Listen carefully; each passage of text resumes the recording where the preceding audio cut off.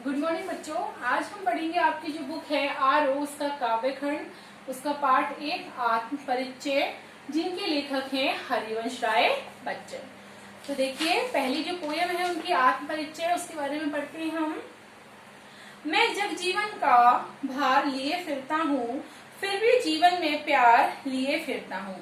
कर दिया किसी ने झंकृत जिनको छूकर, मैं सांसों के दो तार लिए फिरता हूँ। देखिए बच्चों, कवि कहते हैं कि मुझ पर सांसारिक चिंताओं और दुनियादारी का बहुत भार है। मैं अपने सामाजिक जीवन में जो मेरे दायित्व हैं उनके प्रति मैं बहुत ही सचेत हूँ, अर्थात जागरूक हूँ। फिर भी मेरा जो हृदय है, मेरा दिल है, वो प्रेम से लबालब है, अर्थात प्रेम से भरा हुआ है। मुझे मेरे किसी प्रिय ने प्रेम किया है। मेरी सांसों के जो तार हैं, अर्थात मेरी सांसों में जो प्रेम की छुअन है, वो कहीं ना कहीं संगीत की तरह बज उठे हैं। मैं प्रेम से तरंगित हो उठा हूँ, अब मैं उसी प्रेम की झंकार में खोया खोया सा रहता हूँ। सेकंड है इसमें, मैं स्नेह सुरा का पान किया करता हूँ, मैं कभी जग का ध्यान किया करता हूँ। जग पूछ रहा उनको जो जग की गाते, मैं अपने मन का गान किया करता हूँ। देखिए बच्चों, इसमें कवि कह रहे हैं कि मैं प्रेम रूपी मदरी का मतलब वैसे तो बच्चों शराब होता है, लेकिन इसमें लेखक कह रहे हैं कि मैं प्रेम रूपी जो मदिरा है उसका पान किया करता हूँ, अर्थात मैं सदा से ही प्रेम के जो भाव हैं मेरे मन में, उन भावों में मैं डूबता रहता हूँ या फिर उतराता रहता हूँ। मैं सांसारिक झंझटों, जो परेशानी है, बाधाएं हैं संसार की, उन बाधाओं की बिल्कुल भी परवाह नहीं किया करता हूँ, क्योंकि संसार मेरे बारे में क्या सोचता है, क्या नहीं सोचता, या संसार मुझे पागल, प्रेमी, आवारा जो भी कुछ कहता है, उन सारी चीजों पर मैं बिल्कुल भी ध्यान नहीं देता हूँ, अर्थात उन सारी चीजों से मेरा कोई भी लेना देना नहीं है। ये संसार उन्हीं लोगों की हमेशा परवाह करता है या उनकी स्तुति गाता है जो लोग संसार की स्तुति करते हैं, अर्थात जो भी कमी है, जो भी लोग हैं, सामाजिक जो मंच होते हैं, सामाजिक सरोकार में जो कवि है, जिन कवि अपने काम में प्रस्तुत करते हैं, कार्यक्रम प्रस्तुत करते हैं समाज में, वही लोग, संसारिक लोग उन कवियों को पसंद करते हैं। परंतु वह अपने बारे में बता रहे हैं कि परंतु मैं अपने गीतों में अपने मन के जो भाव हैं उनको व्यक्त करने की कोशिश करता हूँ, अर्थात मेरी कविताओं का जो विषय है वह कविताओं का विषय मैं स्वयं खुद हूँ। तीसरा है बच्चों इसमें, मैं निर उर के उद्गार लिए फिरता हूँ, मैं निज उर के उपहार लिए फिरता हूँ। है ये अपूर्ण संसार न मुझको भाता, मैं स्वप्नों का संसार लिए फिरता हूँ। देखिए, उर का मतलब होता है बच्चों हृदय। तो जो कवि हैं बता रहे हैं कि कवि कहते हैं कि इस दुनिया के बारे में मैं नए नए मनोभाव रखता हूँ, अर्थात मैं उन्हीं मनोभावों को लिए लिए इधर से उधर घूमता फिरता रहता हूँ। मैं संसार को अपने हृदय के कोमल जो भाव हैं वो प्रदान करने की कोशिश करता हूँ। ये जो बाहरी संसार है वो मुझे बिल्कुल भी अच्छा नहीं लगता, अर्थात मुझे अधूरा सा प्रतीत होता है। इसलिए ये प्रेम विहीन जो संसार है मुझे बिल्कुल भी भाता नहीं है, अर्थात बिल्कुल भी अच्छा नहीं लगता। मेरे मन में ये जो प्रेममय संसार है का एक सपना है, अर्थात मेरा मन ऐसा करता है कि मैं एक प्रेममय संसार का क्या करूं, निर्माण करूं, जिसे लिए लिए उस सपने को मैं इधर से उधर भटकता रहता हूँ। मैं अपने अनुसार एक प्रेममय संसार की स्थापना अर्थात रचना करना चाहता हूँ। नेक्स्ट है, मैं जला हृदय में अग्नि दहा करता हूँ, सुख दुख दोनों में मग्न रहा करता हूँ। जग भव सागर तरने को नाव बनाए, मैं भव मौजों पर मस्त बहा करता हूँ। देखिए कवि कहता है कि मैं स्वयं ही अपने प्रेम की अग्नि को मैं जलता रहता हूँ। मेरे हृदय में जो प्रेम की अग्नि है, उस प्रेम की अग्नि में मैं स्वयं जलता रहता हूँ और उसकी जो आँच है, उसकी आँच में मैं स्वयं सुलगता रहता हूँ। मैं इस प्रेम दीवानगी में मस्त होकर जीवन में आए जो भी सुख दुख है उसमें तल्लीन रहता हूँ, अर्थात उन्हीं में, उन सुख दुख में मैं मस्त रहता हूँ। मुझे किसी की कोई परवाह नहीं रहती। ये संसार जो है वो विपदाओं के सागर के समान है, अर्थात इस संसार में बहुत सारी विपदाएं हैं, मुसीबतें हैं, परंतु मैं प्रेम रूपी नाव के सहारे उन विपदाओं को पार कर लेता हूँ। जिस प्रकार से हम समुद्र में नाव के द्वारा उस समुद्र को पार कर लेते हैं, इसी तरह हमारे कवि कह रहे हैं कि मैं प्रेम रूपी जो नाव है उससे इन जो विपदाएं हैं, मुसीबत हैं, उनको पार कर लेता हूँ। इस प्रकार मैं सागर संसार के किनारे लग जाता हूँ, अर्थात जो संसार है वो कैसा है, सागर रूपी है, वो बता रहे हैं। और अपने प्रेम की जो मस्ती है और उमंग है उसमें हरदम जीता रहता हूँ, अर्थात मैं जैसा भी हूँ उन्हीं सारी चीजों में क्या रहता हूँ, खुश रहता हूँ। नेक्स्ट है आपका, मैं यौवन का उन्माद लिए फिरता हूँ, उन्मादों में अवसाद लिए फिरता हूँ।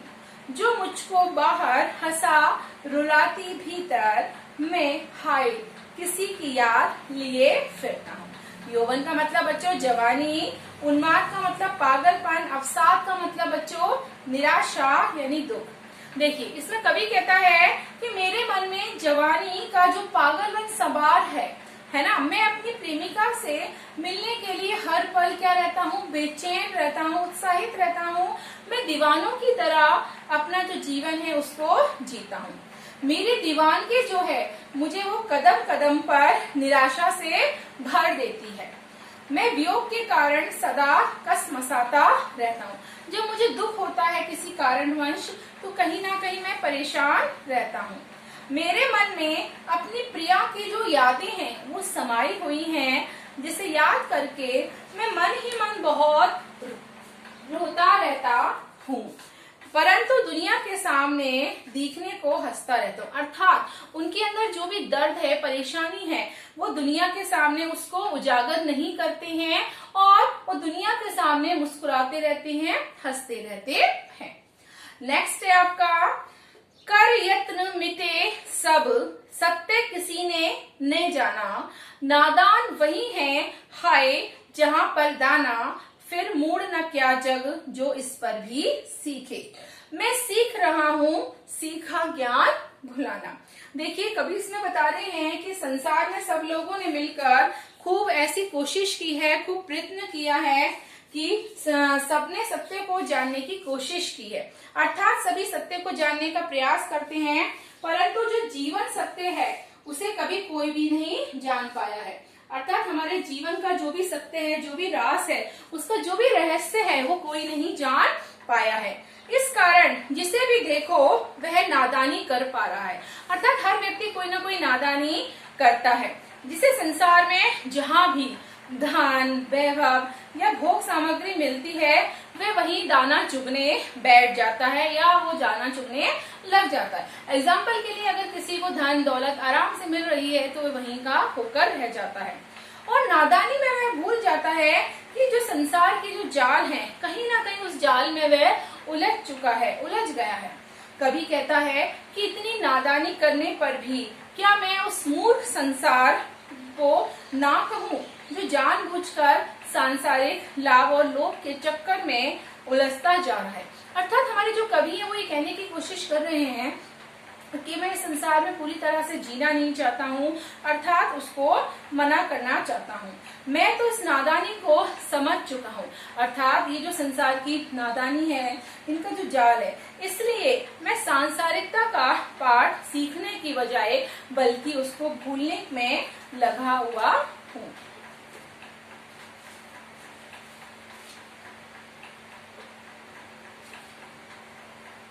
नेक्स्ट है, मैं और जग और कहाँ का नाता, मैं बना बना कितने जग रोज मिटाता, जिस पृथ्वी का जोड़ा करता वैभव, मैं प्रतिपक्ष से उस पृथ्वी को ठुकराता। देखिए इसमें जो हमारे कवि हैं वो कह रहे हैं कि मैं दुनियादारी के जो भिन्न भावनाएं हैं, भावमय कवि हूँ, अर्थात दुनिया में संसार की जो चाल है वो बिल्कुल अलग तरीके से होती है। संसारी लोग जो दुनियादारी निभाने में हमेशा लगे रहते हैं। मैं भावनाओं को महत्व देता हूँ क्योंकि मैं भावमयी कवि हूँ। अतः मेरा इस संसार से कोई भी मेल नहीं है, क्योंकि संसार क्या है, संसार तो स्वार्थी है। मैं रोज रोज ना जाने कितने नए संसारों की रचना करता हूँ और पूरी सरा संतुष्ट न होने के कारण उसे नष्ट कर डालता हूँ।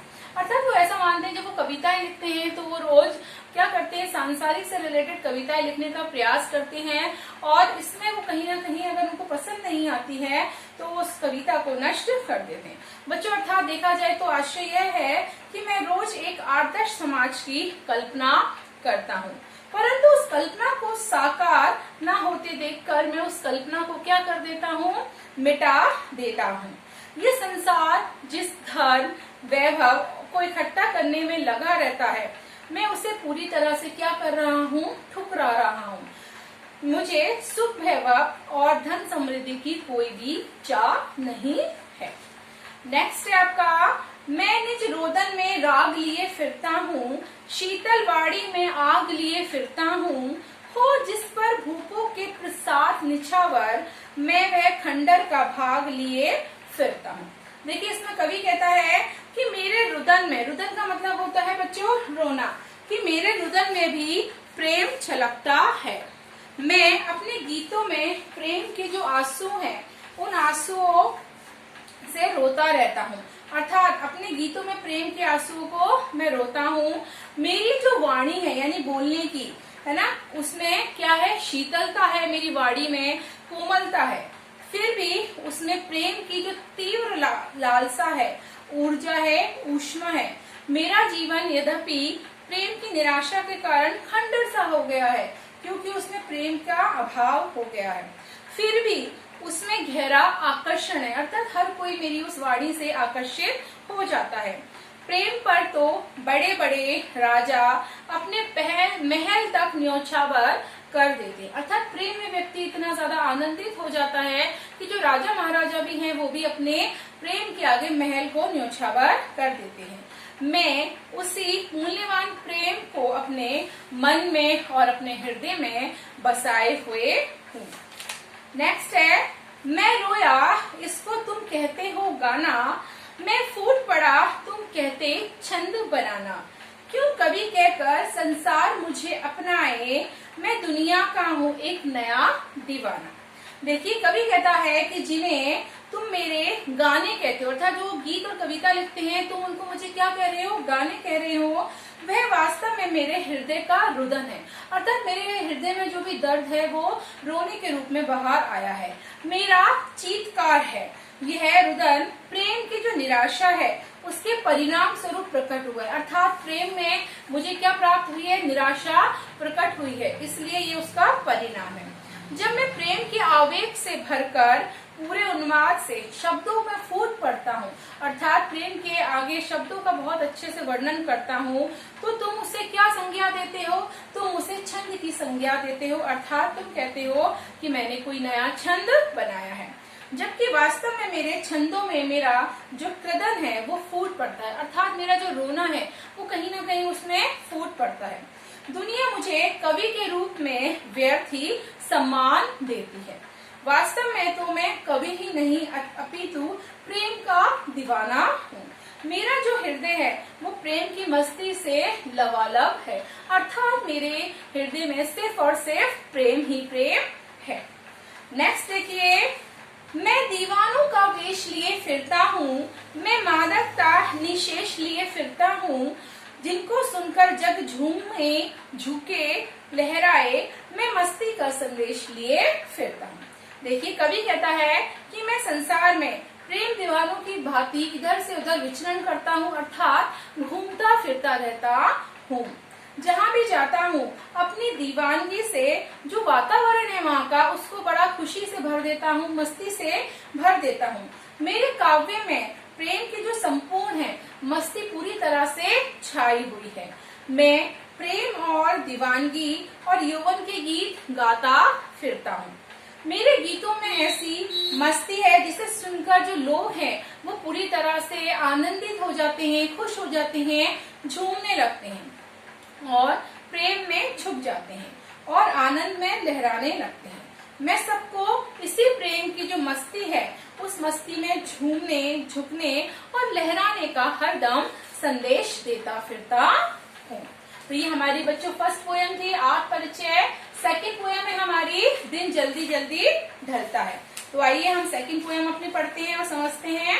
दिन जल्दी जल्दी ढलता है। हो जाए ना पथ में रात कहीं, मंजिल भी तो है दूर नहीं।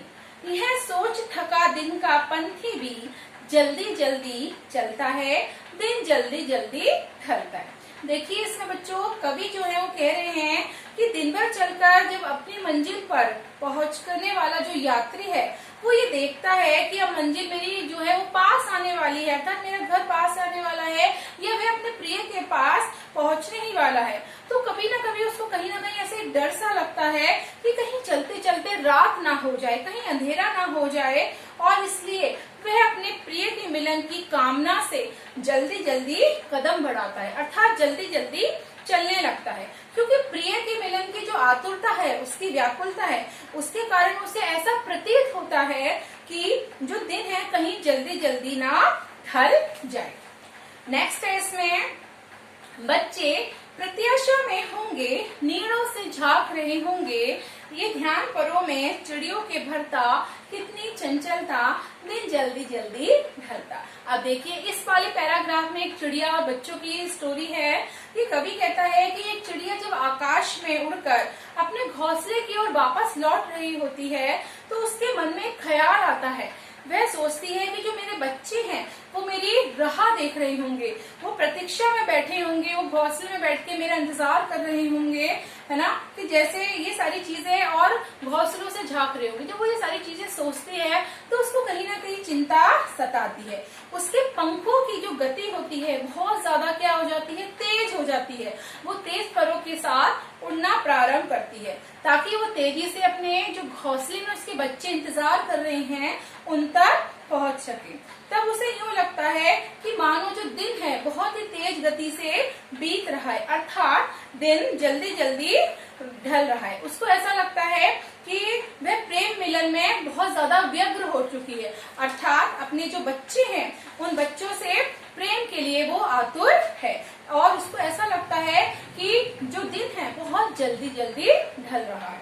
नेक्स्ट देखते हैं बच्चों उसमें, मुझसे मिलने को कौन विकल, मैं हूँ किसके हित चंचल, ये प्रश्न शिथिल करता पथ को, भरता उर में विहलता, दिन जल्दी जल्दी ढलता है। देखिए बच्चों उसने चिड़िया के बारे में बताया था, इसमें कवि स्वयं के बारे में बता रहा है, और हमारा कवि कह रहा है कि इस दुनिया में मेरा अपना कोई भी नहीं है जो मुझसे मिलने के लिए व्याकुल हो, अर्थात कोई भी मेरा इंतजार कर रहा हो। मेरा जो मन है, चित्त है, किसके लिए चंचल हो, अर्थात मेरे मन में किसी के लिए भी प्रेम नहीं है, प्रेम तरंग नहीं है। जब आपका कोई इंतजार करने वाला नहीं होता है घर पर तो हम भी इतने व्याकुल नहीं होते उससे मिलने के लिए। ये जो प्रश्न है वो मेरे कदमों में शिथिलता भर देता है। शिथिलता का मतलब कि मेरा ठहराव सा रहता है कि जब मेरा कोई इंतजार करने वाला नहीं है तो मैं क्यों इतनी जल्दी जल्दी कदम बढ़ाऊं। प्रेम के अभाव की बात सोचकर मैं थोड़ा सा ढीला पड़ गया हूँ, अर्थात जब मेरी लाइफ में प्रेम ही नहीं है, कोई मेरा इंतजार करने वाला ही नहीं है घर पर, तो मैं क्यों जल्दी जल्दी घर की तरफ जाऊं। मेरा जो हृदय है वो निराशा से और उदासी की भावनाओं से उफरने लगा है, अर्थात मेरे हृदय में उदासी और निराशा छा गई है।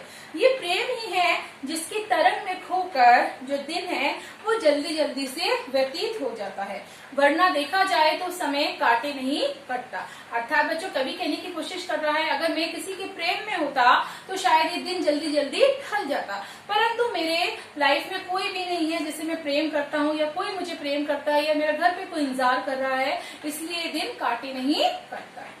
नेक्स्ट है अपना, बच्चे प्रत्याशा में होंगे, नीरों से झांक रहे होंगे, ये ध्यान परों में चिड़ियों के भरता, कितनी चंचलता है, दिन जल्दी जल्दी ढलता है ना। इसमें ये बताया जा रहा है बच्चों, ये कहने की कोशिश कर रहे हैं कि जो चिड़िया है वो आपको ये बताने की कोशिश करती है, ये समझाती है कि मेरा घर पे कोई ना कोई क्या कर रहा है, इंतजार कर रहा है। अर्थात अगर हमारे जीवन में कोई भी व्यक्ति है जिसे हम प्रेम करते हैं तो उससे मिलने के लिए हमेशा हम व्याकुल रहते हैं।